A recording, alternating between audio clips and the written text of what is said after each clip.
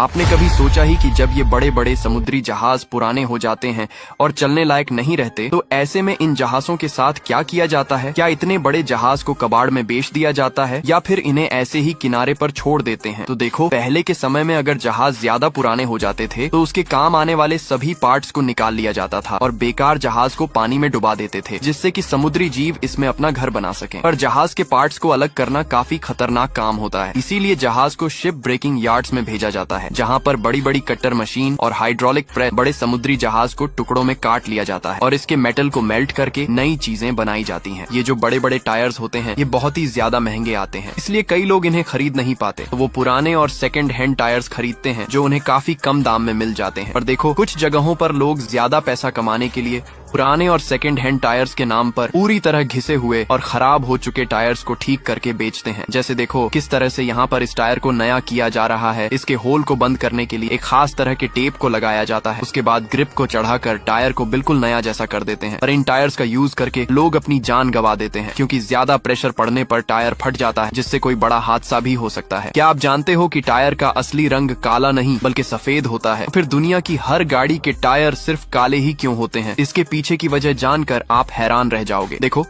असल में जब टायर बनाए जाते हैं तो वो सफेद रंग के होते हैं, क्योंकि रबर का नेचुरल कलर सफेद होता है, पर बाद में इन्हें काला कर दिया जाता है। टायर का काला रंग सिर्फ दिखाने के लिए नहीं होता, बल्कि इसके पीछे एक साइंटिफिक वजह है। टायर काले इसलिए हो जाते हैं क्योंकि उनमें कार्बन ब्लैक नाम का केमिकल मिलाया जाता है, जो न सिर्फ टायर की लाइफ को बढ़ाता है बल्कि इसे सूरज की यूवी रेज और घिसने से भी बचाता है। आखिर ये बंदा इस कंक्रीट पाइप में स्पंज बॉल को क्यों डाल रहा है? दरअसल जब कंस्ट्रक्शन साइट पर कंक्रीट का काम खत्म हो जाता है तो इन कंक्रीट डालने वाले पाइप्स के अंदर थोड़ा बहुत मटेरियल बच जाता है, जो समय के साथ साथ पाइप के अंदर ही जमने लगता है, जिसे अगर बाहर ना निकाला जाए तो ये पाइप को ब्लॉक भी कर सकता है, जिसके बाद इस पाइप को अंदर से साफ करने में काफी मेहनत और काफी टाइम लगता है। इसलिए इन पाइप्स के अंदर एक स्पंज बॉल को डाला जाता है, उसके बाद कंप्रेस्ड एयर का प्रेशर दिया जाता है। ऐसा करने से सारा मटेरियल स्पंज बॉल के अंदर लिपट कर दूसरी तरफ से बाहर निकाल आता है।